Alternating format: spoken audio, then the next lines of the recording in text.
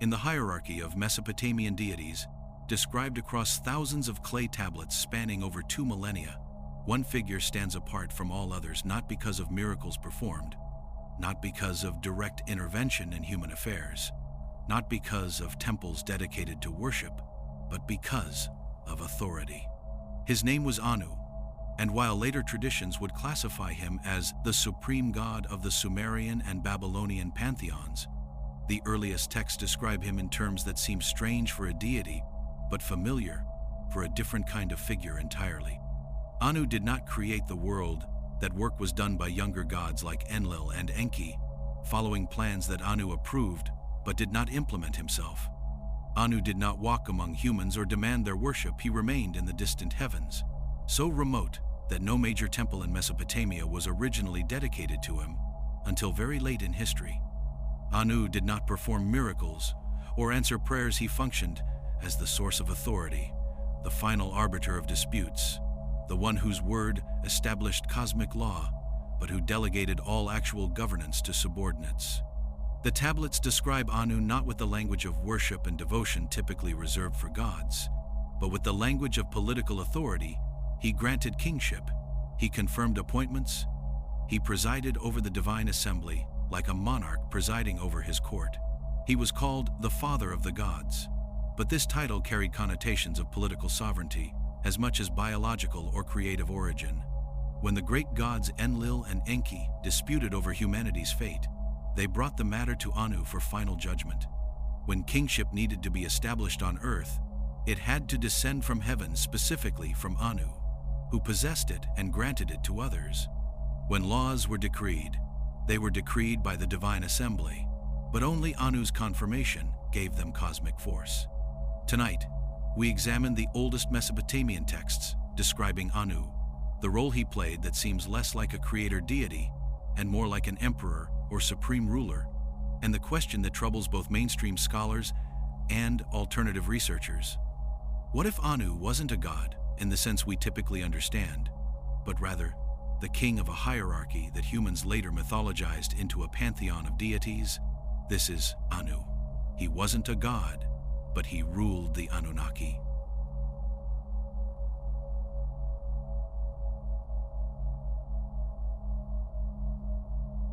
The name Anu itself provides the first clue to his unusual nature. In Sumerian, he was called An, which means simply sky or heaven. This complete identification between the god and his domain is highly unusual in ancient religion. Zeus ruled the sky but was not called sky. Ra ruled the sun but was not simply Sunday. Yet An and Anu and heaven were the same word, the same concept, so thoroughly identified that separating them became impossible in Mesopotamian thought. To speak of heaven was to speak of Anu, and to speak of Anu was to invoke the concept of heaven itself.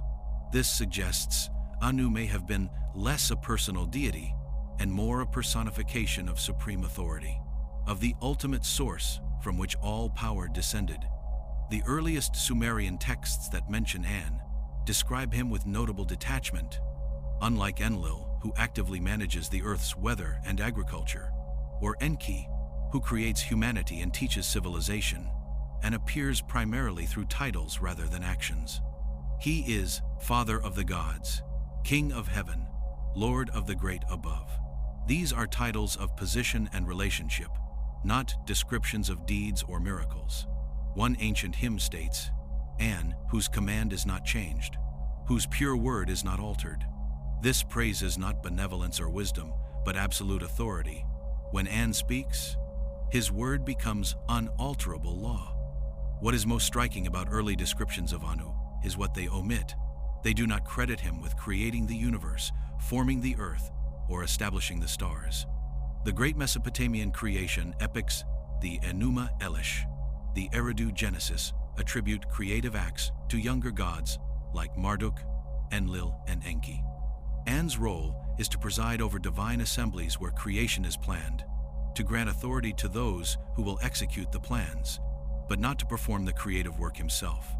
He authorizes, but does not act, approves, but does not implement, legitimizes, but does not govern directly. This pattern of delegation appears throughout Mesopotamian literature. When humanity needs to be created, An does not shape the clay, Enki and Ninhursag do. When heaven and earth need separation, An does not perform the division, Enlil does. When the flood is sent, An does not open the heavens, Enlil makes and executes the decision, though with An's approval, and functions as the source of authority who grants power to others rather than wielding it personally. This resembles a constitutional monarch who reigns but does not rule, or an emperor who establishes policy but delegates implementation to governors. The physical distance Anu maintained reinforced his political distance. He dwelt in the highest heaven, in a realm so remote that even other gods rarely visited. The path to Anu's abode required passing through multiple celestial realms, each guarded and dangerous. This remoteness was not just geographical, but metaphysical. Anu occupied a level of reality difficult to access or comprehend. The myth of Adapa describes a mortal summoned to Anu's presence, emphasizing the strangeness and terror of entering the supreme authority's domain. When Adapa arrived, Anu questioned him but did not punish him, sending him back to Earth essentially unchanged, except for having experienced Anu's presence. The story emphasizes distance and remove rather than intimate divine-human relationship. This remoteness extended to worship. While every major city had temples to Enlil, Enki, Inanna, and other active gods, temples specifically dedicated to Anu alone were rare. The Inanna complex at Uruk was shared between Anu and Inanna, with Inanna receiving more attention in actual practice. Thousands of recovered Mesopotamian prayers invoke Anu as ultimate authority, Anu, king of the gods, who determines destinies, but few petition Anu directly for help. Instead, they petition more accessible gods like Enlil or Shamash, who were believed more likely to intervene in human affairs. Anu is invoked to legitimize petitions or witness oaths, but he is rarely the one being asked to act. This pattern suggests the Mesopotamians themselves understood Anu as distant, removed, and unlikely to intervene personally. Whether they conceived him as too exalted to care about individual concerns, or whether experience taught that petitioning Anu directly was ineffective, the result was the same. Anu became the god acknowledged, but not worshipped, respected, but not petitioned, recognized as supreme, but relegated to the background of religious practice.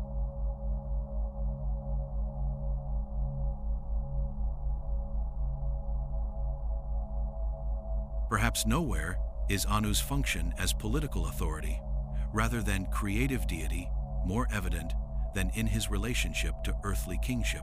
Every Mesopotamian king claimed to rule not by conquest, inheritance, or popular acclaim, but because Anu had granted them authority.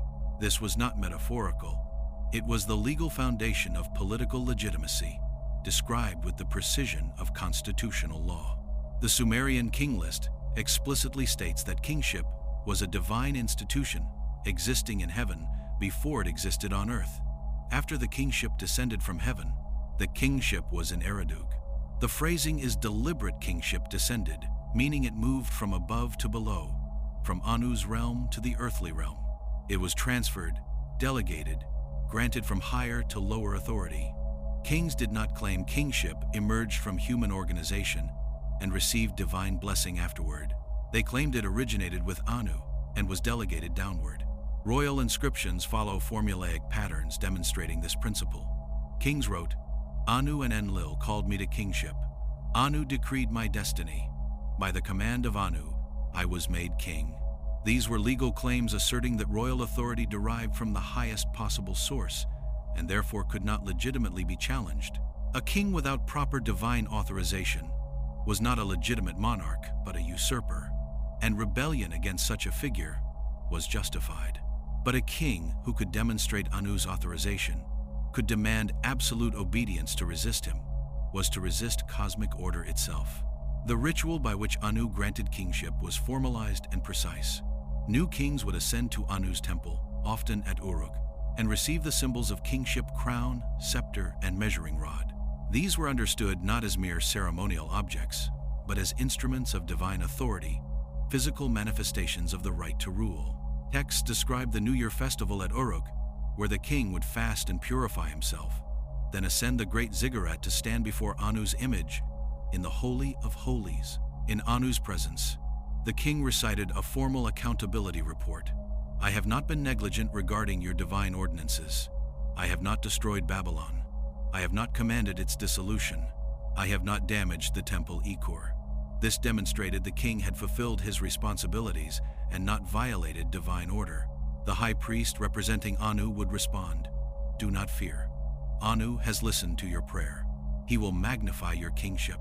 The priest would then strike the king on the cheek, symbolic humiliation, demonstrating even the mightiest human ruler was subordinate to divine authority, after which the king affirmed his understanding that power came from Anu and could be revoked if he failed his duties. This ritual was not understood as symbolic theater, but as actual transfer of authority from the divine realm to the human realm, with Anu serving as the source from which legitimate royal power flowed. The striking of the cheek was particularly significant. It demonstrated kingship was delegated and conditional, not inherent or permanent. This periodic renewal of mandate created accountability, preventing kings from claiming absolute power independent of divine hierarchy. The consequences of losing Anu's mandate were believed severe. Texts describe how kings who violated divine law, failed to maintain temples, oppressed their people, or grew too arrogant would be abandoned by Anu, after which their kingdoms collapsed, they were overthrown, or they died in disgrace. The text, The Cursing of Agade, describes how King Naram-Sin, despite military prowess, fell from power because he violated sacred law. Enlil removed the crown and scepter of sovereignty from Naram-Sin. Anu and Enlil withdrew their word from him. Loss of divine authorization meant loss of legitimate authority, and no amount of military force could sustain kingship once legitimacy was gone. The authority structure this created was explicitly hierarchical. Anu stood at the apex as source of all legitimate authority. Below him were great gods who ruled specific domains. Enlil governed earth on Anu's behalf. Below them were lesser gods managing limited territories or functions. At the bottom were human kings, exercising authority that ultimately belonged to Anu, but had been delegated downward through multiple levels. Earthly kings were not analogous to Anu. They were his representatives several levels removed, exercising borrowed authority that could be recalled. This theology had profound political implications.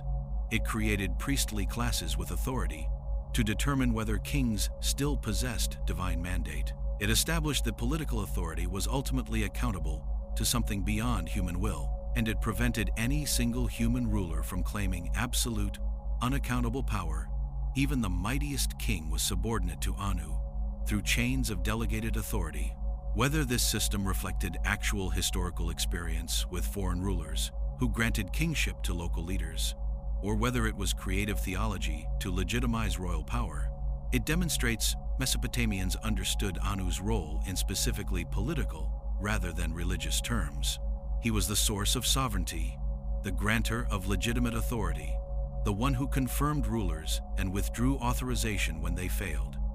These are imperial functions, not the attributes typically associated with creator deities or objects of worship.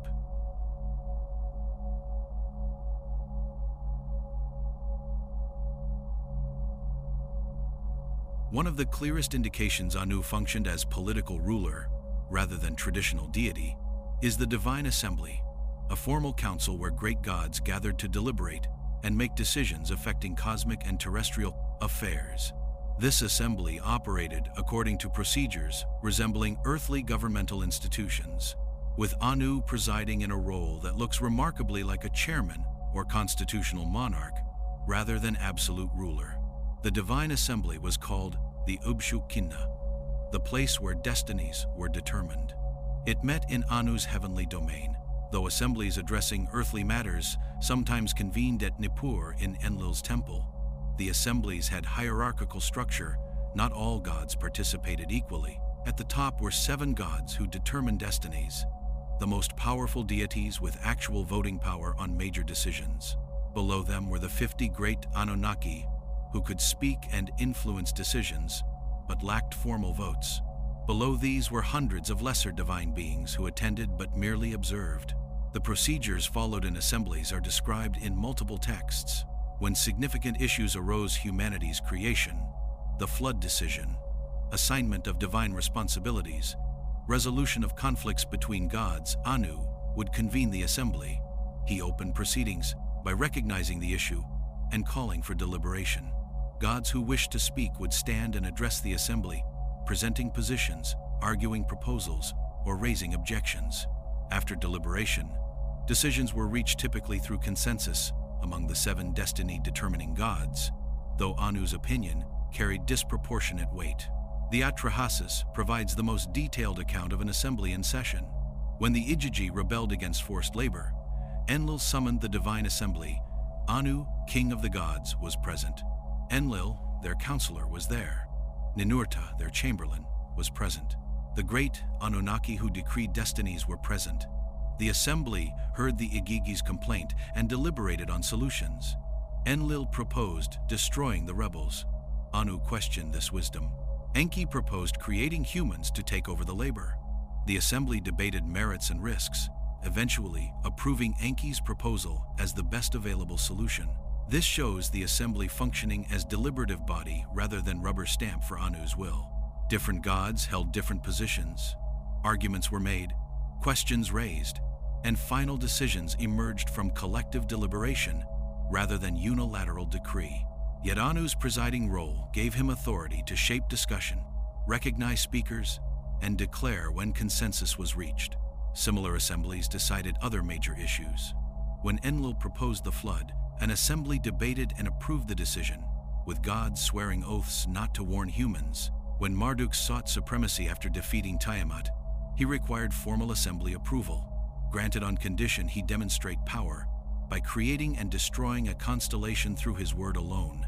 These assemblies served multiple functions beyond decision-making. They legitimized authority by showing major actions had collective divine approval rather than being individual whims. They distributed responsibility by making all participating gods complicit in decisions. They created precedent by establishing certain procedures had been followed. They reinforced hierarchy by demonstrating the chain of authority from Anu downward. The importance of these assemblies is shown by how human institutions mirrored them. Kings claimed to rule with divine mandate, received in assemblies presided over by Anu. Temple priesthoods organized hierarchically with deliberative councils modeled on divine assembly. Legal codes like Hammurabi's were presented as reflecting divine council decisions made known to human rulers. This parallel between divine and human governance raises questions about influence direction. Did Mesopotamians model governmental institutions on divine governance concepts? Or did they project human political structures onto the divine realm? Mainstream scholars argue the latter. Divine assemblies are mythological reflections of human political institutions. But texts consistently claim the opposite. Human institutions were established according to divine models revealed from heaven. Kingship descended from heaven and was not human invention. Whether divine councils modeled human government or vice versa, texts present a consistent picture of Anu as presiding authority who convened assemblies, ensured proper procedure, granted final approval to decisions, and proclaimed them as binding law. This is political and administrative function more than spiritual or creative, suggesting even in their own mythology, Mesopotamians conceived Anu primarily as ruler rather than as god in the traditional sense of creator, sustainer, or savior.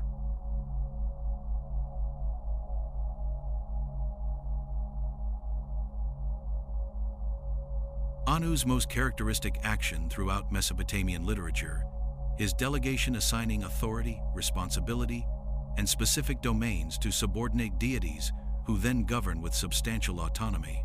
This pattern appears so consistently it defines Anu's role in cosmic order. He does not create or govern directly. He authorizes others to do so, establishing a hierarchy of delegated authority extending from highest heaven down to the earthly realm. The most important delegations involved Enlil, who received authority over earth and air, and Enki, who received authority over waters and wisdom. These assignments are described as formal grants of power from Anu to his sons, establishing them as primary administrators of the created world, while Anu retained ultimate sovereignty from his distant throne. The hymn to Enlil, describes this delegation. Enlil, whose command is far-reaching, whose word is holy. When Father Anu made the earth come up, when he made the earth appear in beauty, when on the radiant horizon he made the sky appear, when Enlil made everything come into being, then he gave the holy settlement to him. The passage describes Anu initiating creation but immediately transferring authority to Enlil. Anu began the process, but Enlil completed and governed it. This division of labor, Anu as authorizer, Enlil as administrator, appears consistently. Anu decreed the world should be organized, humans created, cities established, but actual implementation was delegated to subordinates. Enlil organized the physical world, separating heaven from earth, establishing atmosphere, regulating weather. Enki organized underground waters, created humanity from clay and divine blood, established principles of wisdom and technology. Anu authorized all but performed none personally. The Enuma Elish describes another crucial delegation when Marduk, after defeating Tiamat, is granted supreme authority. The great gods gather and grant Marduk 50 names, each representing a divine attribute or responsibility they transfer to him. Each god presents Marduk with one of his own powers, making Marduk repository of all divine authority. Yet even after this extraordinary accumulation, Marduk rules according to the command of Anu, meaning his authority, however extensive, still derives from and depends on Anu's confirmation. This layered delegation Anu grants authority to great gods, who grant authority to lesser gods, who manage specific aspects of reality, creates a cosmic bureaucracy with clear chains of command and defined spheres of responsibility. Each god knows his role, operates within a assigned domain, and reports to higher authorities when problems exceed jurisdiction. The system is hierarchical and ordered, designed for efficient administration of complex cosmos. The delegation was not unlimited. Text describes specific constraints on subordinate gods' authority. They could not alter fundamental cosmic order, the me, or divine principles Anu established. They could not grant kingship without Anu's confirmation. They could not make decisions affecting all gods without convening assembly. Their authority was real but bounded, extensive within domains but not absolute. This becomes clear when subordinate gods overreach. The Epic of Gilgamesh describes Ishtar demanding Anu give her the bull of heaven to punish Gilgamesh. Anu initially refuses, warning releasing the bull would cause 7 years of famine.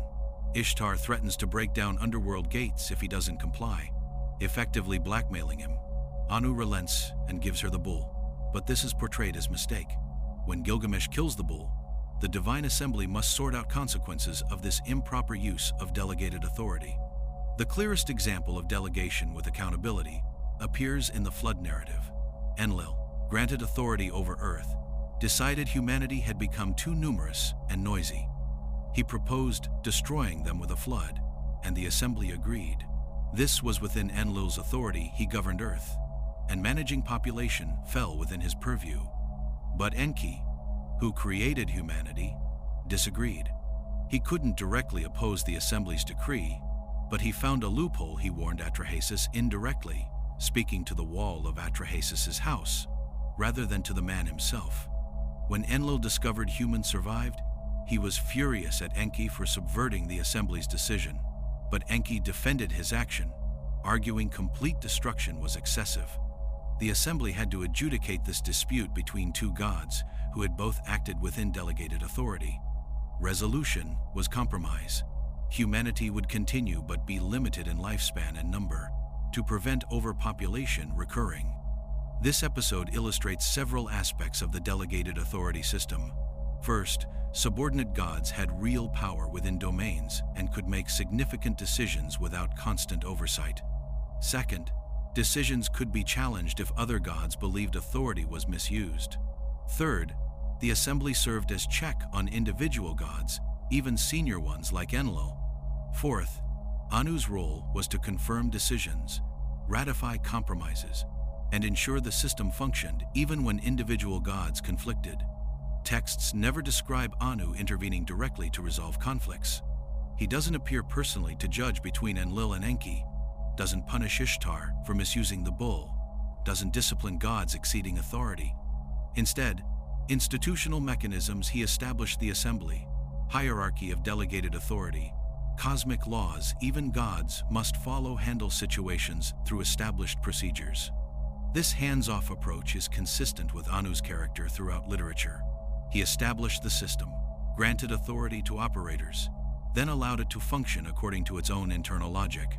He confirmed decisions when confirmation was required, authorized grants of power when authorization was needed, but didn't micromanage, constantly intervene, or override subordinates' decisions except in extreme circumstances. This is behavior of a ruler who successfully established a stable bureaucratic system and trusts it to operate without constant supervision. It's also behavior of a ruler either unable or unwilling to directly govern, who prefers maintaining authority without exercising it personally, who values stability and institutional continuity over active leadership. Whether this reflects Anu's choice, nature, or limitations remains ambiguous, but the pattern is clear. Anu rules through others, grants authority he doesn't personally exercise, and maintains supremacy through institutional position rather than active divine intervention.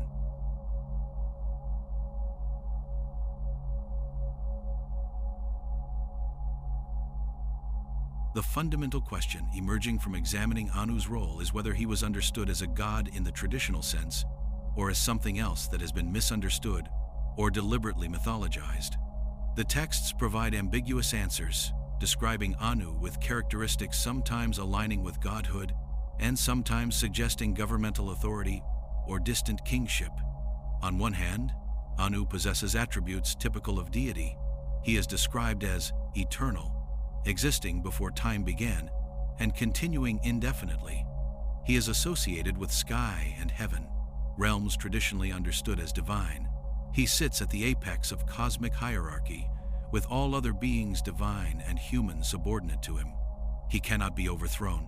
His decrees cannot be altered. His authority cannot be successfully challenged. These qualities in most religious systems would mark a being as unambiguously divine. But on the other hand, Anu lacks many characteristics defining godhood in other traditions. He is not described as omniscient. He learns from reports and must hold assemblies to gather information. He is not omnipotent. He delegates power because he apparently cannot or will not exercise it directly across all domains. He is not omnibenevolent. His actions are determined by political and administrative considerations rather than love for creation.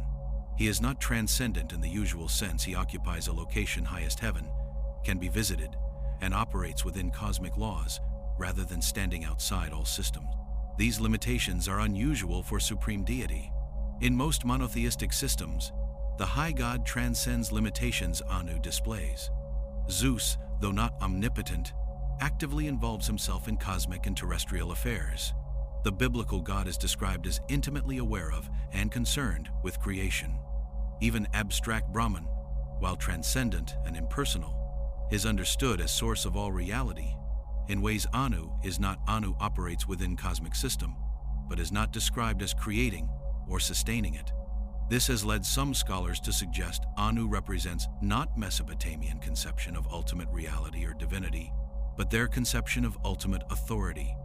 Anu is mythologized principle of governmental sovereignty, personification of the idea that legitimate authority comes from above and flows downward through hierarchical chains. He is political concept given divine form rather than genuinely theological one. Support for this interpretation comes from examining how Mesopotamians used An in non-mythological contexts. The word could mean sky or heaven as physical place, but also high, above, or supreme as abstract qualities. Legal texts sometimes use An to refer to king or supreme authority generally, without obvious theological content. This suggests, even in Mesopotamian thought, the line between Anu as God and Anu as principle of supreme authority was blurred or never clearly drawn. Alternative researchers propose more radical interpretations. If the Annunaki were extraterrestrial visitors, Anu might have been the expedition leader, ship captain, or representative of distant authority that authorized the mission. His remoteness would reflect actual physical distance he remained aboard spacecraft or on home world, while subordinates descended to Earth. His administrative function would reflect his actual role as mission commander.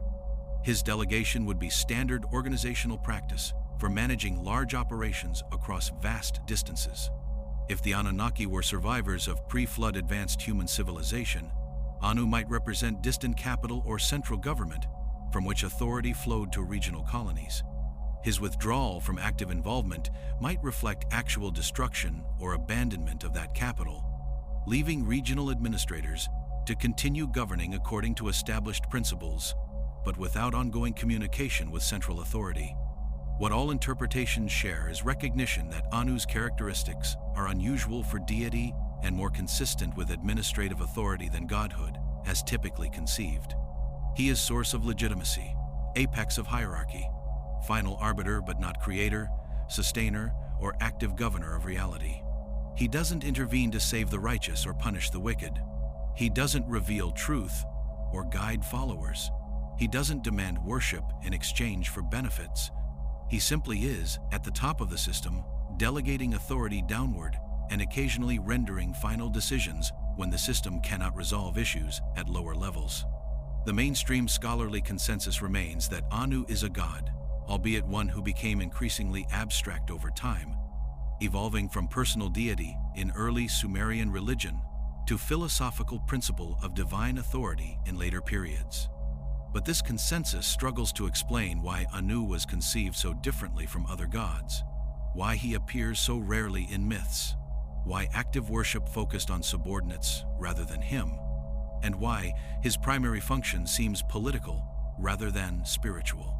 The alternative view that Anu represents remembered reality mythologized over time, whether actual ruler, distant authority, or organizational structure faces its own challenges, primarily lack of direct evidence for proposed scenarios. But it has the advantage of explaining Anu's unusual characteristics as reflections of actual function, rather than anomalies in mythological development. Whether Anu was god, king, distant authority, or mythologized organizational principle, texts present consistent picture. He was source of authority others exercised, legitimizer of power others wielded, ultimate accountability structure within which entire cosmic and terrestrial order operated. He was, in the most literal sense, the ruler of the Anunnaki, not commanding them day to day, but being the source from which their authority derived and structure within which they operated.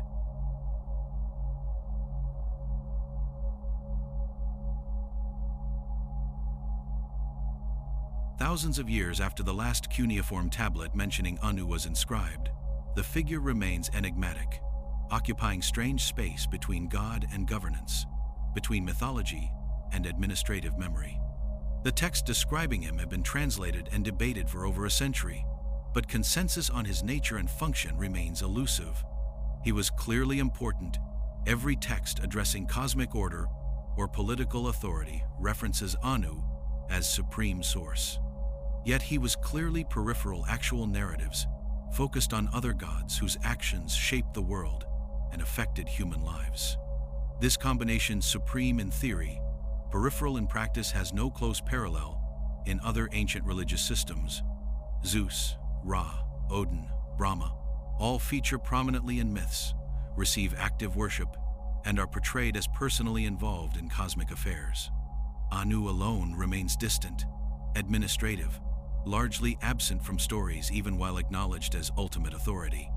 Some scholars suggest this reflects the Mesopotamian worldview itself, fundamentally bureaucratic and hierarchical in ways other ancient cultures were not. Mesopotamians invented writing for administration, developed mathematics for accounting, created law codes to systematize justice, organized cities as theocratic bureaucracies.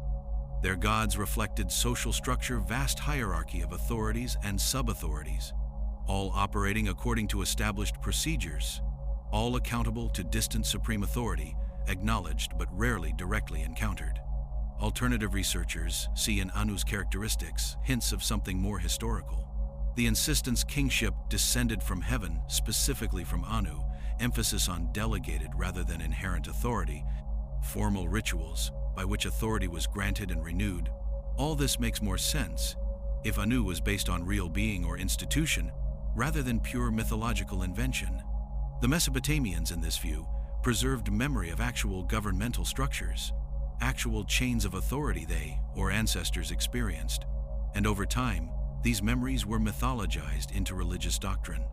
The transformation of Anu from whatever he originally represented into abstract supreme deity of later theology can be traced through texts spanning thousands of years.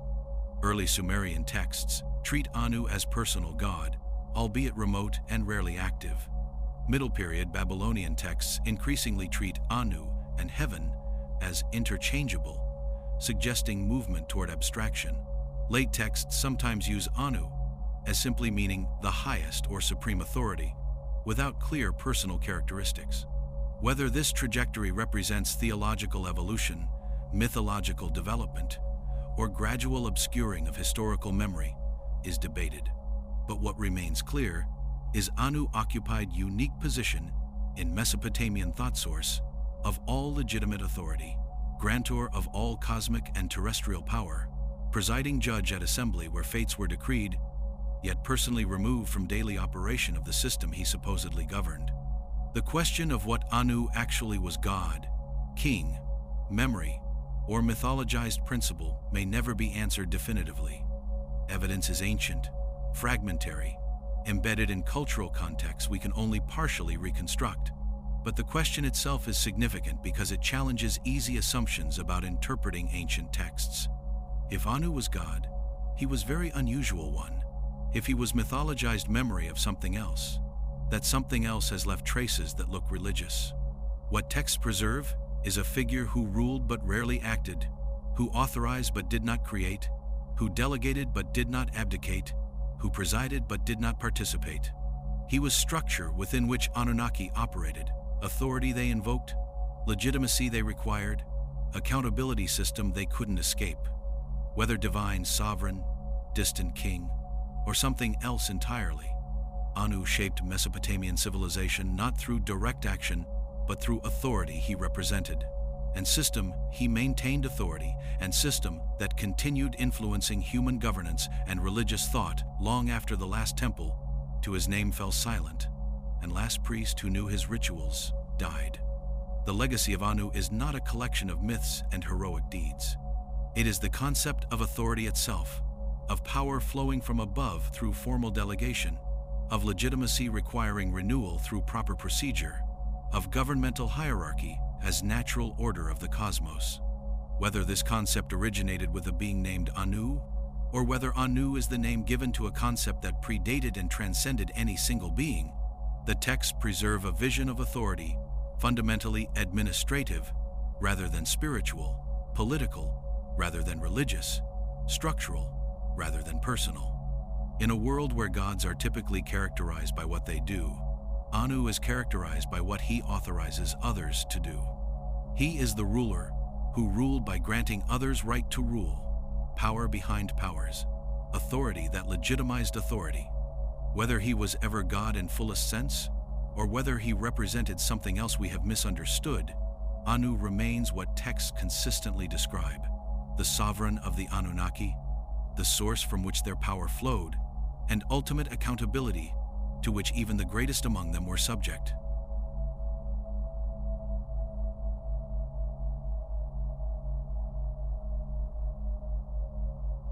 One of the most striking aspects of Anu's portrayal in Mesopotamian texts is what he does not do. Unlike creator deities in other traditions, who are described forming the world with their hands, speaking creation into existence, or birthing the cosmos from their own bodies, Anu is almost never directly credited with creation.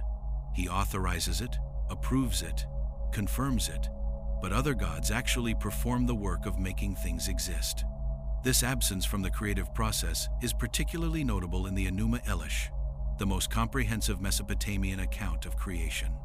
The text begins with primordial waters of Apsu and Tiamat, from which first gods emerged spontaneously. Anu is born several generations later, after Lamu and Lahamu, after Anshar and Kishar. He doesn't create these older gods, he descends from them, part of a genealogical sequence, rather than standing as eternal source. When the cosmos needs organizing after Tiamat's defeat, it is Marduk, not Anu, who uses her body to create heavens and earth, who establishes movements of sun and moon, who organizes stars into constellations. The Eridu Genesis describes Earth's preparation for habitation. When the gods were man, they worked the earth. They digged the canals. The gods, not Anu specifically, performed labor of making earth habitable. Other texts credit Enlil with separating heaven and earth, Enki with organizing waters, Ninhursag with creating plants and animals. Each creative act is attributed to specific gods working within domains, but Anu is conspicuously absent from the creative process itself. When humanity is created in the Atrahasis, the decision is made by divine assembly and actual creation performed by Enki and goddess Nintu. Enki provides wisdom and plan. Nintu shapes clay and divine blood into human form. Lesser goddesses serve as birth attendants for first humans.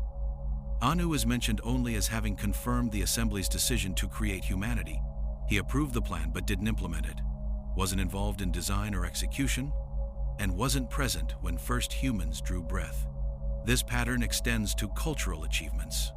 When Mesopotamians attributed invention of writing, agriculture, and civilizing arts to divine instruction, they credited Enki or Nisaba or other specific deities who supposedly taught these skills.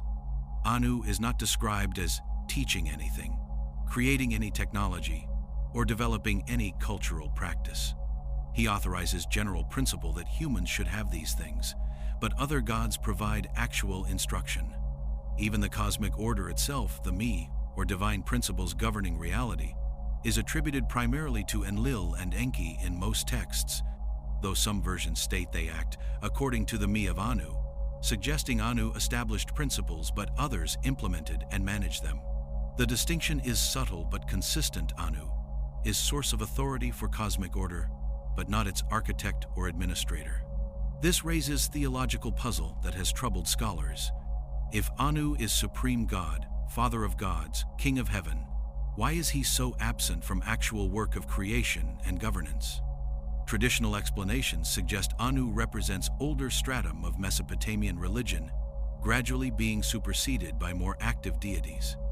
In earliest periods, Anu may have been primary worship focus, but as religion evolved, more dynamic gods like Enlil, Enki, and Marduk took center stage while Anu retreated into abstraction.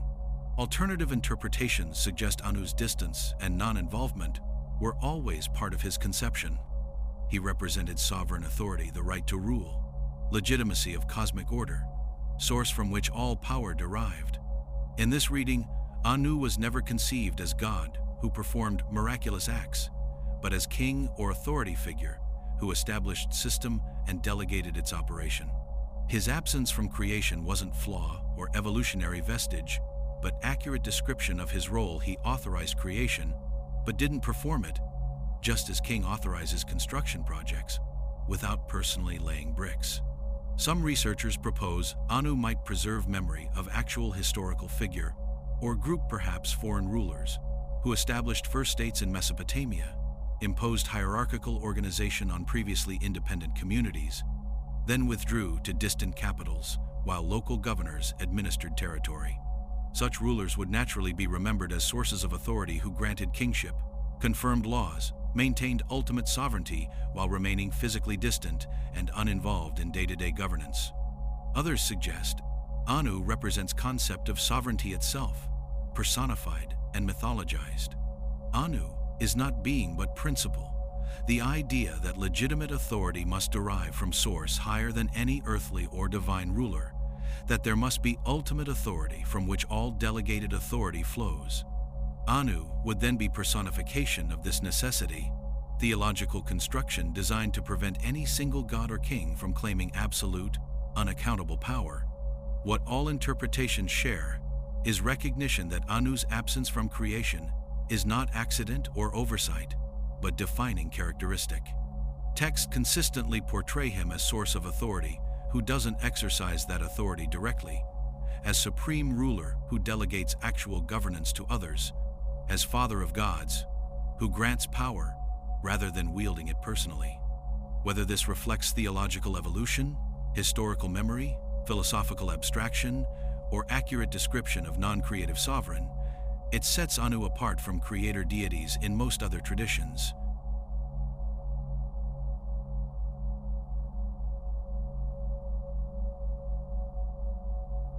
What makes Anu particularly unusual among ancient deities is his absence from most narratives where one might expect supreme god to appear.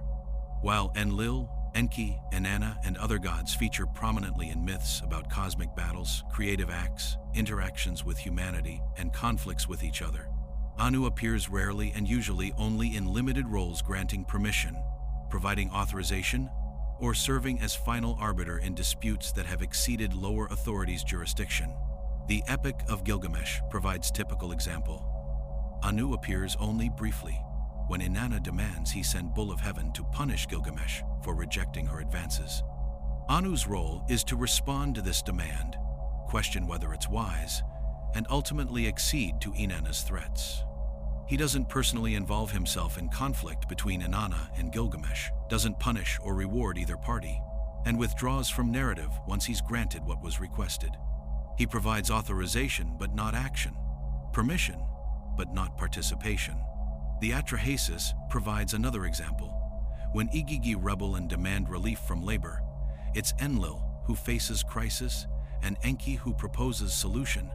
Anu presides over assembly where decision is made, but doesn't himself propose creating humanity, doesn't participate in actual creation process, isn't involved in subsequent problems when humanity multiplies too rapidly. His role is limited to chairing meetings and granting approval to decisions made by others. Even in Enuma Elish describing cosmic events of greatest magnitude, Anu's active involvement is minimal. When Tiamat threatens younger gods, Anu first attempts to confront her, but he fails, retreating before her fury without fighting. It's Marduk who actually defeats Tiamat and reorganizes cosmos.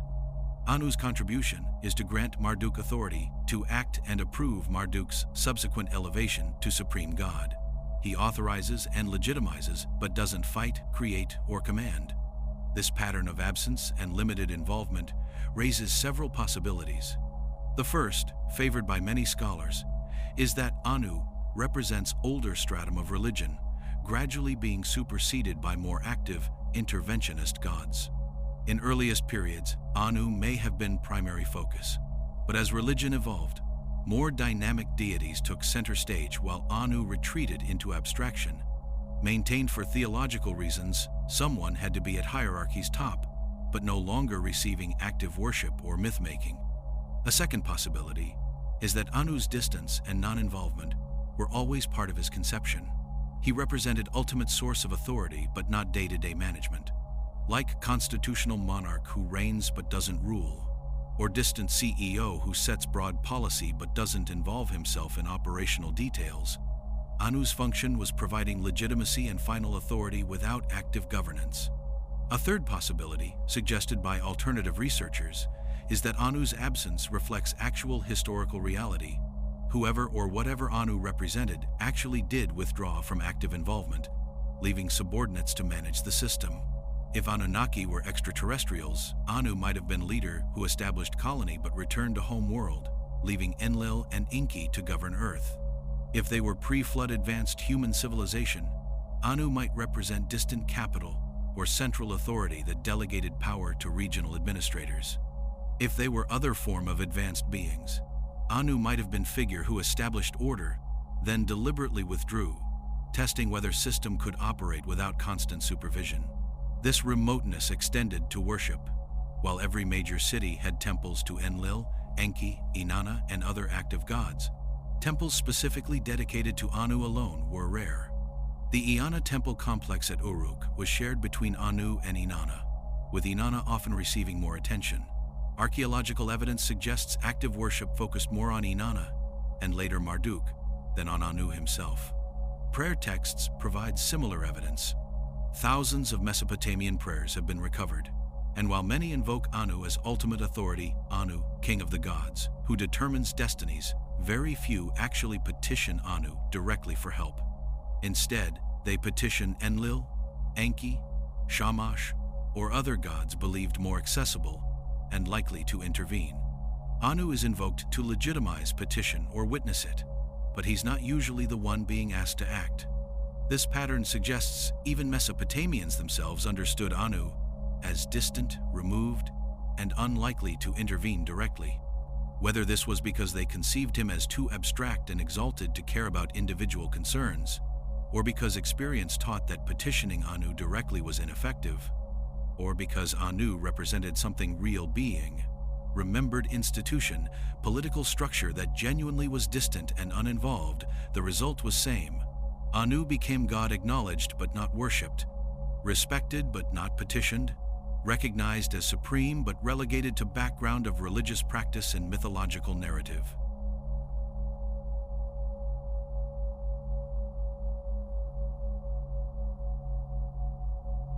Perhaps the most telling aspect of Anu's character is his complete physical separation from the earthly realm. Unlike other major Mesopotamian deities who are described as dwelling in temples, walking in gardens, appearing to humans in dreams or visions, or occasionally taking mortal form to interact with humanity, Anu is never described as descending to earth. He remains in the highest heaven, permanently removed from the physical world, where humans and even most other gods operate. This permanent residence in the highest heaven was not just geographical, but ontological. Texts describe the cosmos as having multiple levels: the earth where humans lived, the lower heavens where various gods dwelt, and the highest heaven where Anu maintained his court. Access to each level was restricted, with gates and guardians preventing unauthorized passage. To reach Anu required traversing through all intermediate realms, each presenting its own challenges and dangers. The myth of Adapa provides rare glimpse into what reaching Anu's presence entailed. Adapa, a mortal priest of exceptional wisdom, accidentally broke the wings of the south wind while fishing. The wind god complained to Anu, and Adapa was summoned to the highest heaven to answer for his action. The text describes Adapa's journey as extraordinary and terrifying. He had to be guided by Enki, who gave him specific instructions on how to behave in Anu's presence. When Adapa arrived at the gates of heaven, he encountered Tammuz and Gazida, gatekeepers who questioned him extensively before allowing entry. In Anu's presence, Adapa prostrated himself and explained his action. Anu, impressed by Adapa's wisdom and honesty, offered him the bread and water of life food that would grant immortality. But Adapa, following Enki's earlier warning not to accept any food or drink offered in heaven, refused. Anu was puzzled by this refusal and sent Adapa back to earth unchanged except for the knowledge of having stood before the supreme authority. The entire episode emphasizes Anu's remove from normal existence. Even reaching his presence was an extraordinary event requiring divine guidance, and the encounter itself was formal and distant rather than personal or intimate. This physical separation from earth had theological implications. It meant Anu was not accessible through normal religious practices. Humans couldn't visit his temple and leave offerings expecting personal blessing. They couldn't appeal to him directly for help with crop failures, illnesses, or military defeats. All such petitions had to go through intermediaries, the lesser gods who had been granted authority over specific domains and who could be approached through their earthly temples. This created hierarchical prayer system matching the hierarchical authority structure. A farmer seeking rain wouldn't pray to Anu directly but to Enlil or Adad, gods who controlled weather. A merchant seeking safe passage wouldn't appeal to Anu but to Utu, Shamash, god who watched over travelers and commerce. A king seeking victory wouldn't petition Anu for military aid but to Ninurta or Inanna, war deities who commanded divine armies. Anu was invoked in these prayers, but as witness and ultimate authority rather than as active agent who would personally respond. This separation also meant Anu never experienced Earth directly. He didn't walk its soil, taste its food, breathe its air. His knowledge of earthly affairs came through reports from subordinate gods, not from personal observation. When assemblies discussed human matters, it was gods who lived on or visited Earth, Enlil, Enki, Inanna, who provided information and argued for specific courses of action. Anu's role was to evaluate these arguments and render judgment based on reports rather than personal experience. This creates an interesting parallel with how ancient empires actually functioned. Roman emperors, Persian kings, Chinese emperors all ruled vast territories they never personally visited, relying on reports from governors and administrators to make decisions affecting distant provinces. The emperor in his capital might have ultimate authority, but he governed through subordinates who had direct knowledge of local conditions and who implemented imperial policy adapted to regional circumstances. If Anu was modeled on actual imperial rule, or if he represented actual distant authority, this complete separation from Earth would make perfect sense. A distant capital or homeworld would be inaccessible to subject populations, would govern through delegated administrators, and would make decisions based on reports rather than personal observation. The ruler would remain in his seat of power, maintaining control through institutional authority and periodic renewal of subordinates' mandates, without ever personally visiting the territories he ruled.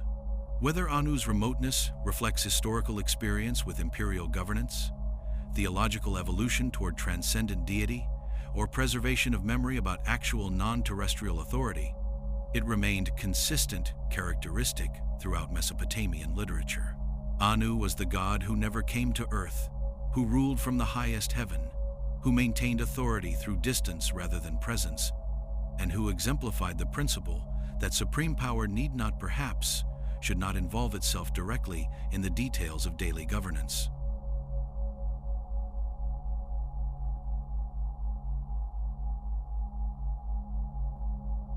Over 4 millennia after the last cuneiform tablet mentioning Anu was inscribed, his enigma endures. He was the supreme authority in one of humanity's earliest and most influential civilizations, yet he remains poorly understood, occupying ambiguous space between God and governance, mythology and political memory, spiritual authority and administrative power. The texts describing him are clear about his function: source of legitimate authority, grantor of kingship, presiding judge of divine assembly, but ambiguous about his nature. Was he deity, ruler, distant emperor, or mythologized principle? The evidence supports multiple interpretations, none definitive. What we know with certainty is what the Mesopotamians themselves recorded. They believed Anu was real, that he ruled from highest heaven, that all legitimate authority derived from him, and that the entire cosmic and political order operated according to principles he had established.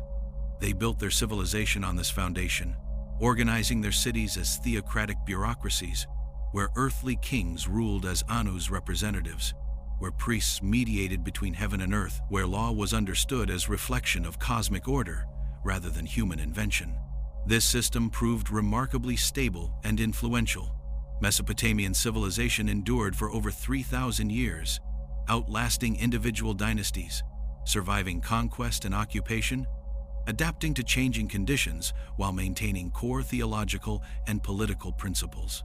The concept of kingship descending from heaven, of authority requiring divine mandate, of governance operating through hierarchical delegation, all of these survived the fall of individual cities and empires, were adopted by successor civilizations, and eventually influenced the political theology of Judaism, Christianity, and Islam. Whether Anu was ever more than concept, whether he represented real being or institution, whether his worship began as acknowledgement of actual authority or as creative mythology to explain political hierarchy, these questions may never be answered conclusively, but his legacy is undeniable. The idea that political authority must derive from something higher than brute force or personal charisma, that rulers are accountable to principles beyond their own will, that legitimate governance requires formal authorization from ultimate source, these concepts are fundamental to Western political thought, and all can be traced back to Mesopotamian theology, where Anu stood as embodiment of sovereign authority. The texts that described Anu have been translated, analyzed, debated, yet consensus remains elusive. He was clearly important. Every discussion of cosmic order or political legitimacy referenced him, yet he was clearly peripheral.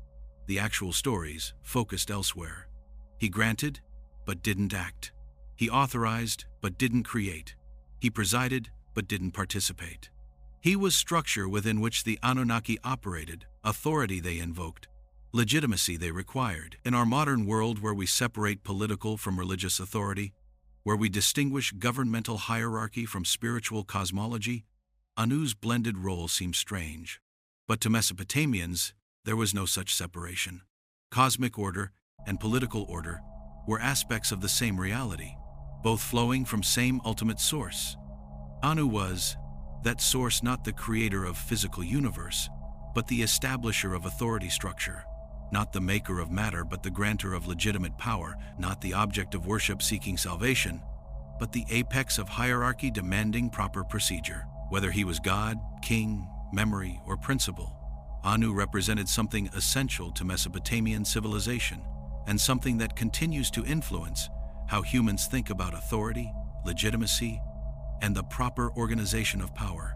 He ruled not through miracles or charisma, but through position, through being the source from which all other authority flowed.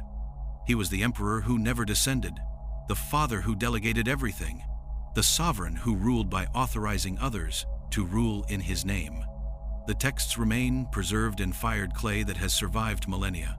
They describe a figure who defies easy categorization, who challenges assumptions about how ancient peoples understood divinity and authority, who raises questions about the origins of hierarchical governance and the relationship between political power and cosmic order. Anu, he wasn't a god, but he ruled the Annunaki. Whether literal truth or mythological framework, his legacy shaped civilization, and his questions remain relevant wherever humans organize authority and ask from where legitimate power derives. The paradox of power without presence. The central paradox of Anu's portrayal in Mesopotamian texts is how a figure who never acts, never creates, never appears, can nonetheless be understood as the supreme authority from which all power derives. This paradox has troubled scholars for over a century and continues to generate debate about what Anu actually represented to the people who invoked his name daily in prayers, oaths, and legal proceedings. Traditional religious frameworks struggle to accommodate Anu's unusual characteristics. In most monotheistic traditions, God's power is demonstrated through creation, through miraculous interventions, through personal relationship with believers. God speaks to prophets, responds to prayers, punishes the wicked, rewards the righteous. Divine power is active, engaged, demonstrable through effects in the world. But Anu displays none of these characteristics. His power is theoretical rather than practical, positional rather than demonstrable, legal rather than miraculous. Yet the Mesopotamians clearly regarded Anu's authority as real and binding. Kings derived their legitimacy from him. Laws were validated by reference to his decrees. The divine assembly's decisions required his confirmation to become binding. Oaths sworn in his name were considered most solemn and unbreakable. This suggests Anu's authority was not merely symbolic or ceremonial, but was understood as carrying real consequences for those who violated it. One way to understand this paradox is through the lens of sovereignty theory. In political philosophy, sovereignty refers to the ultimate authority within a political system, the source from which all lesser authorities derive their power to rule.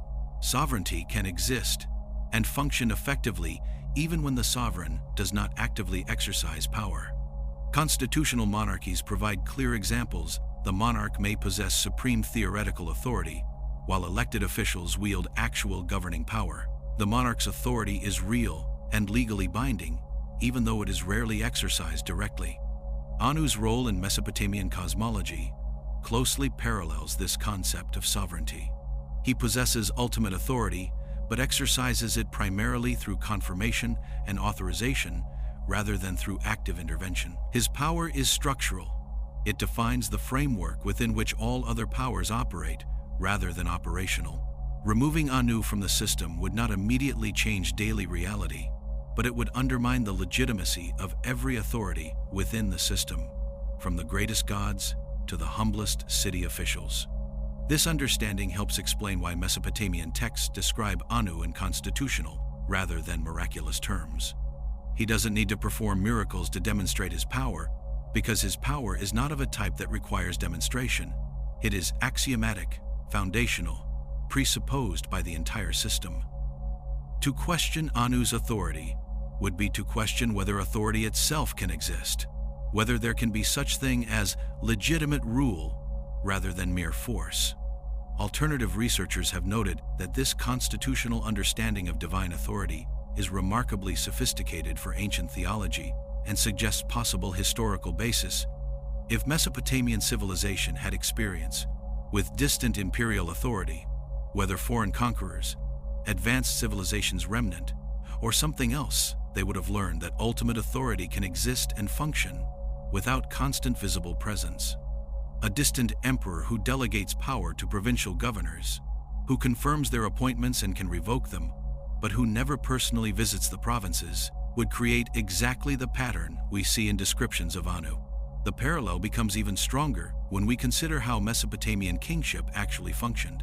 Archaeological evidence shows Mesopotamian rulers maintained power through complex bureaucratic systems, formal appointment procedures, periodic renewal ceremonies, and elaborate legal frameworks, not primarily through personal charisma or military prowess, though these played roles. The system was designed to continue functioning even during transitions between rulers, during royal minorities when kings were too young to govern, and during periods when kings were absent on military campaigns. Authority was institutional rather than personal.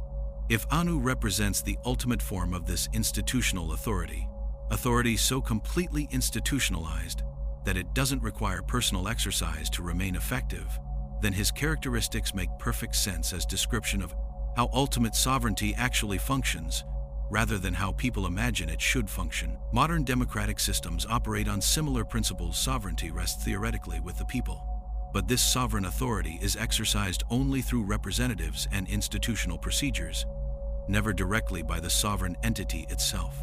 The paradox of Anu's power without presence thus resolves if we understand power not as capacity for miraculous intervention, but as legitimate authority to command obedience and grant authorization to others. In this framework, presence is not necessary for power. In fact, too much presence, too much direct intervention, might actually undermine sovereign authority by making it appear partisan, capricious, or dependent on circumstances rather than transcendent and permanent. This interpretation finds support in how Mesopotamian texts describe the rare occasions when Anu does act directly. Invariably, such interventions occur during cosmic crises, when the entire system of delegated authority has failed or is threatened with collapse.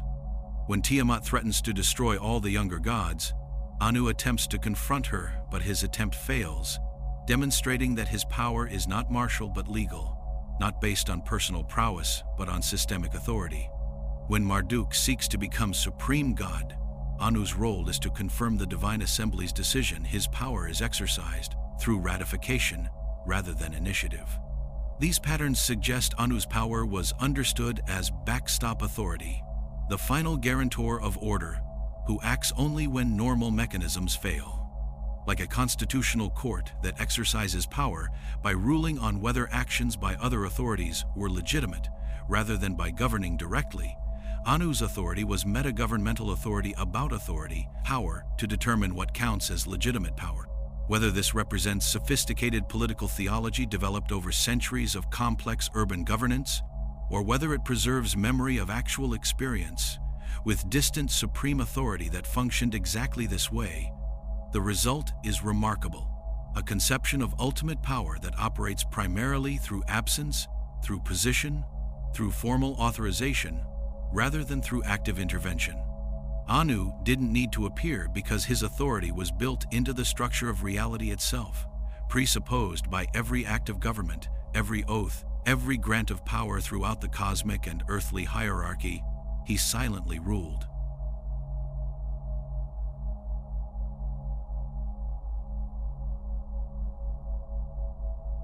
What was Anu? This question is generated over a century of scholarly debate and countless alternative theories, yet consensus remains elusive. The evidence permits multiple interpretations, each with supporting arguments, and each with difficulties, explaining aspects of Anu's portrayal in texts. The mainstream scholarly position treats Anu as deity, who evolved over time from personal god to abstract principle. In earliest Sumerian periods, this view suggests Anu may have been actively worshipped sky god, but as Mesopotamian religion developed and other gods became more prominent in mythology and cult practice, Anu retreated into abstraction, becoming philosophical concept of supreme divine authority rather than deity worshipped and petitioned for favors. This evolutionary process, common in religious traditions as they mature, transformed Anu from personal being into cosmic principle, while preserving his nominal supremacy. This interpretation has strengths. It explains why early texts treat Anu somewhat differently than later ones, why his worship declined even as his theoretical supremacy was maintained, and why he became increasingly identified with abstract concepts of kingship and cosmic order. But it struggles to explain why a god who became abstract and distant remained so central to political theology, why kings continued deriving legitimacy from him centuries after his active worship had largely ceased, and why the pattern of delegation rather than action appears even in earliest texts rather than emerging only after supposed evolution. Alternative historical interpretations propose Anu represents memory of actual ruler or ruling institution mythologized over time.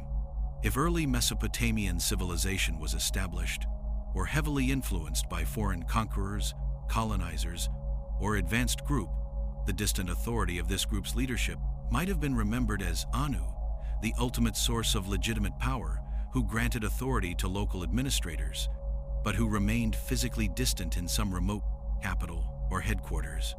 Over generations, memory of human or political origin would fade, supernatural elements would be added, and what began as political history would transform into religious mythology while retaining structural elements reflecting original reality.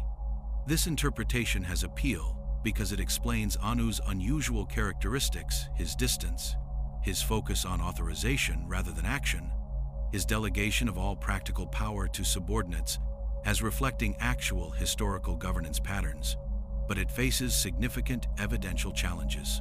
No archaeological or textual evidence clearly identifies who these hypothetical foreign rulers were, where they came from, when they established authority, or when and why they withdrew. The theory requires assuming substantial cultural memory persisted across centuries or millennia, with enough accuracy to preserve governmental structure while losing all concrete historical details. Extraterrestrial interpretations, popularized by researchers like Zechariah Sitchin, propose Anu as leader or representative of non-human intelligence that established civilization on Earth, delegated operations to subordinates, the Annunaki who descended from heaven, and then departed while maintaining ultimate authority from distant location home world, spacecraft, or some other base beyond Earth. This would explain Anu's permanent residence in highest heaven, unreachable by normal means, his governance through delegation and periodic renewals of subordinates' authority, and his focus on maintaining system rather than managing daily operations.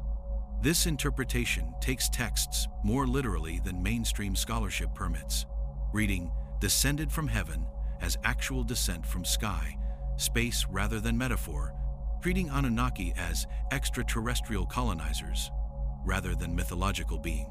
Mainstream scholars reject this interpretation as unsupported speculation requiring acceptance of extraordinary claims without extraordinary evidence, noting that ancient texts regularly describe gods in cosmic terms without implying literal extraterrestrial origin.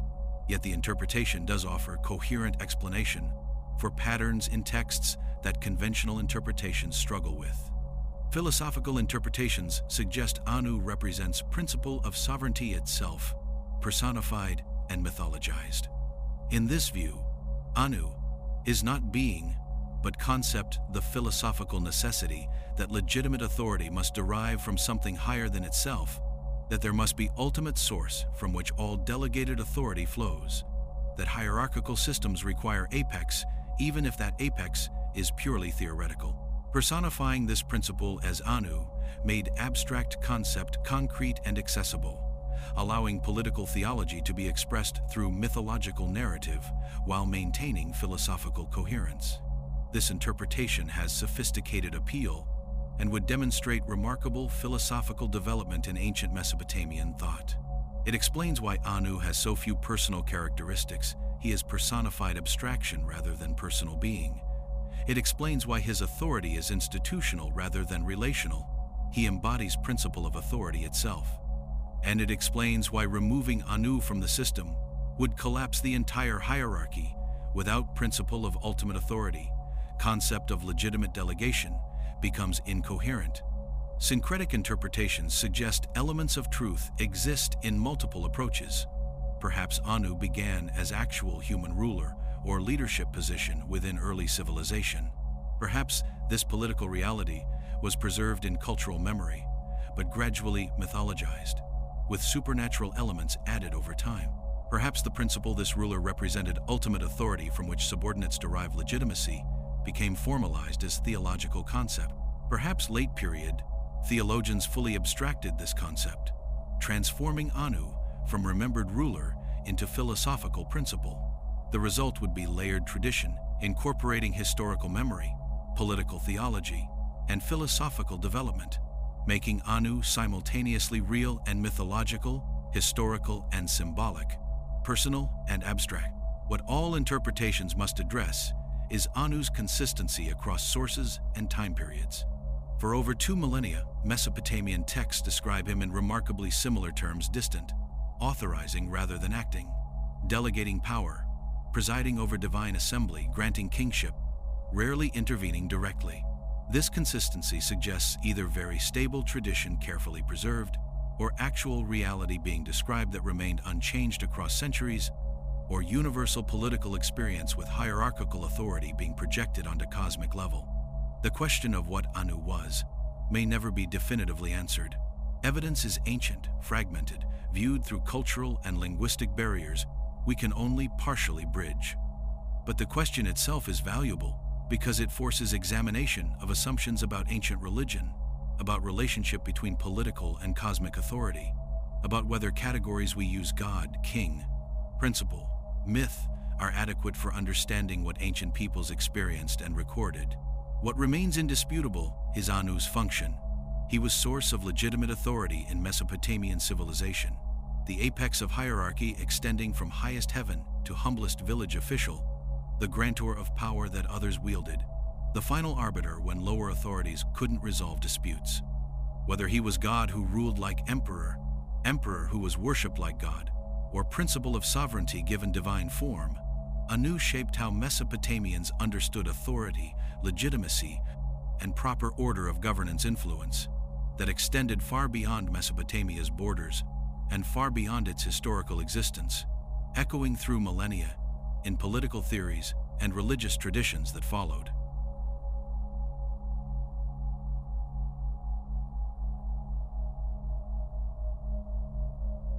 Perhaps the most remarkable aspect of Anu's legacy is how the system he established, or that he represented, continued functioning long after his active presence ceased being relevant to Mesopotamian religious practice. By the late Babylonian period, Anu had become so abstract and distant that newer gods like Marduk and later Nabu dominated active worship and theological speculation.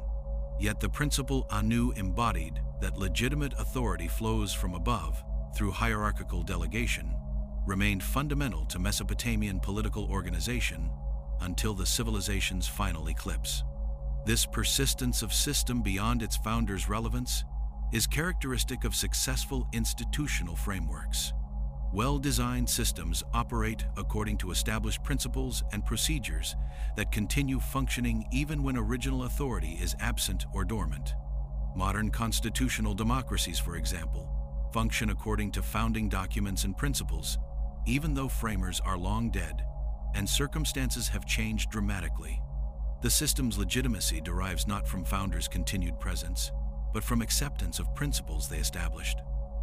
Anu's system possessed similar institutional resilience: the hierarchy of delegated authority, the divine assembly's deliberative procedures, the periodic renewal of kings' mandates, the cosmic laws that even gods must follow. All these elements continued operating throughout Mesopotamian history, regardless of which gods were most actively worshipped or which cities dominated politically. When Babylon rose to supremacy, Marduk was elevated to practical leadership, but he ruled According to the command of Anu, the legitimating principle remained even as practical power shifted. This adaptability, while maintaining core structure, demonstrates sophisticated organizational design. The system could accommodate new gods being added to pantheon, old gods declining in worship, political power shifting between cities, and cultural changes over centuries, all while maintaining same basic framework of authority flowing from ultimate source through hierarchical delegation to specific operational authorities. This flexibility prevented the rigidity that would have made system brittle and subject to collapse when conditions changed. The late Babylonian period provides fascinating evidence of this adaptation. By this time, astronomical knowledge had advanced significantly, and texts from this period sometimes use Anu, not primarily as personal deity, but as designation for specific stellar region or astronomical principle. The highest heaven, Anu's traditional dwelling, was identified with North Celestial Pole and circumpolar stars. To study the way of Anu meant studying northern celestial phenomena and their cycles. This astronomical interpretation of Anu might seem like degradation of personal God to impersonal principle, but it actually demonstrates systems' continuing relevance. Authority still flowed from highest point, now understood partially in literal astronomical terms, as point around which all celestial motion rotates. The supreme authority principle remained intact, even as specific understanding evolved from purely religious to incorporating natural philosophical and scientific elements. The system also proved exportable beyond Mesopotamian civilization. When Alexander the Great conquered Mesopotamia and Hellenistic culture spread across Near East, many Mesopotamian religious concepts were abandoned or heavily modified. But the basic principle of hierarchical authority, with ultimate source from which all lesser authorities derive legitimacy, this survived and influenced Hellenistic political theology. Later, similar concepts shaped Roman imperial ideology, Christian ecclesiastical organization, and Islamic political theory. The specific figure of Anu was forgotten outside scholarly circles, but the system he represented continued influencing how societies organized and legitimized authority. This enduring influence raises intriguing possibilities about Anu's original nature. If he represented purely mythological creation, why did his system prove so robust, adaptable, and influential? Purely mythological constructs usually don't generate institutional frameworks that survive civilization's collapse and influence successor cultures. But if Anu represented memory of actual institutional structure, actual system of delegated authority that had proven effective in practice, that had been refined through experience, then its persistence and influence make more sense. People preserve and adapt systems that work, even when memory of system's origin fades. Whether Anu was god, ruler, institution, or principle, the system bearing his name demonstrated characteristics of successful governance frameworks: clear hierarchy, defined procedures for authorization and accountability, mechanisms for peaceful transfer of power, adaptability to changing circumstances while maintaining core principles, and legitimacy that transcended individual occupants of positions within the system. These are the characteristics that make political systems endure, that allow institutions to outlast their founders, that enable authority structures to maintain stability across generations. The question this raises is whether ancient Mesopotamians consciously designed such a sophisticated system, projecting it onto cosmic level as religious mythology, or whether they were describing system they had inherited or experienced, using religious language to preserve memory of actual governmental structure that had proven effective. Either possibility demonstrates remarkable sophistication, either creative political theology or accurate preservation of complex institutional memory. What remains clear is that Anu's system, the principle of ultimate authority, delegating power through hierarchical chains, maintaining accountability through periodic renewal and assembly deliberation, providing legitimacy to those who operate within it, while denying legitimacy to those who violate its principles, proved to be one of humanity's earliest and most influential models for organizing complex societies. Whether we attribute this to divine revelation, human ingenuity, or preservation of inherited system from unknown origin. The result shaped civilization and continues influencing how humans think about authority, legitimacy, and proper organization of power. The texts that described Anu have been silent for millennia. The last clay tablet invoking his name was inscribed over 2,000 years ago. The last priest who knew proper rituals for confirming kingship in Anu's temple died centuries before Common Era began, yet the questions Anu raises remain vital. From where does legitimate authority derive? Can ultimate power exist without constant active exercise? What makes governance legitimate beyond simple capacity for coercion? How should authority be organized to provide both effective rule and protection against tyranny? These are not merely academic questions for historians or theologians. They are practical questions every society must answer, implicitly or explicitly, through the institutions and practices it establishes. Anu's model distant ultimate authority, hierarchical delegation, institutional procedures, accountability mechanisms provided one influential answer that shaped how generations of humans organized themselves into complex societies. Whether Anu was God who ruled, ruler who became God, or principle given divine form, his legacy endures not in worship or myth, but in the institutional frameworks and political theories that descended from system he established or embodied. The emperor who never descended, the father who delegated everything, the authority who ruled through shoization rather than action Anu, remains what Mesopotamian texts consistently described. The sovereign source from which all other sovereignty derived, the ultimate authority making all lesser authorities possible, and the enduring mystery at the intersection of religion, politics, and the human need to make sense of power?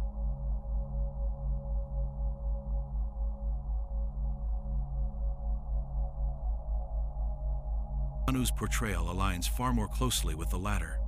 The absence of temples dedicated solely to Anu in early periods reinforces this idea. Founders are celebrated. Active gods receive devotion. Anu receives acknowledgement but not intimacy. He is invoked in legal formulas and royal inscriptions, not in personal prayers. He is present where legitimacy matters, not where emotion or need drives worship.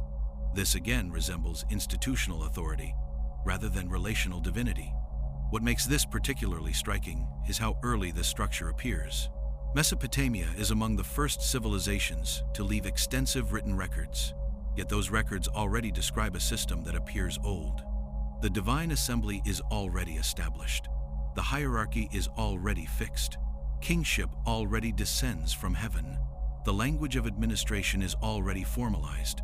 There is no textual memory of a time before this structure. This suggests that by the time writing was developed, the system Anu represents was already deeply entrenched. Writing did not create it. Writing preserved it. The earliest tablets do not describe the invention of authority, but its operation. This is consistent with writing's original purpose as administrative technology rather than narrative expression. It recorded what already existed and needed managing. If this is the case, then Anu's greatest significance may not lie in who or what he was, but in what his portrayal reveals about the depth of Mesopotamian institutional memory. The civilization did not see itself as inventing authority. It saw itself as inheriting it. Kings did not claim to create law. They claimed to uphold it. Priests did not claim to define cosmic order. They claimed to interpret it. Everything flowed from above, from a source that was already there. Whether that source was conceptual, historical, or something else entirely remains unresolved. But the consistency of Anu's depiction across centuries suggests the Mesopotamians were preserving something stable, not improvising mythology. Anu does not evolve dramatically over time. He does not gain new attributes or lose old ones. He simply becomes more abstract as distance from origin increases. In this way, Anu functions as a placeholder for lost beginnings. He marks the limit of explanation. Beyond him, the texts do not go. Authority begins with Anu not because he created it, but because memory does not extend further. He is the horizon beyond which origin stories dissolve. This may explain why later traditions struggled with Anu. As religious systems shifted toward more personal, moral, and salvific gods, Anu's administrative sovereignty became increasingly difficult to integrate. He was too distant, too procedural, too impersonal, yet he could not be removed, because removing him would collapse the structure of legitimacy on which everything else rested. So Anu remained acknowledged, abstracted, preserved, while others acted. The architecture of power he represents outlasted belief in his personality. His system continued functioning even as his presence faded. Kings still needed authorization. Assemblies still required ratification. Authority still flowed downward from an ultimate source, even if that source was no longer vividly imagined. In this sense, Anu may be the most realistic figure in Mesopotamian mythology. He behaves not like a god of stories, but like authority in the real world. Distant, foundational, unquestioned, and rarely seen, yet absolutely necessary for the system to function at all.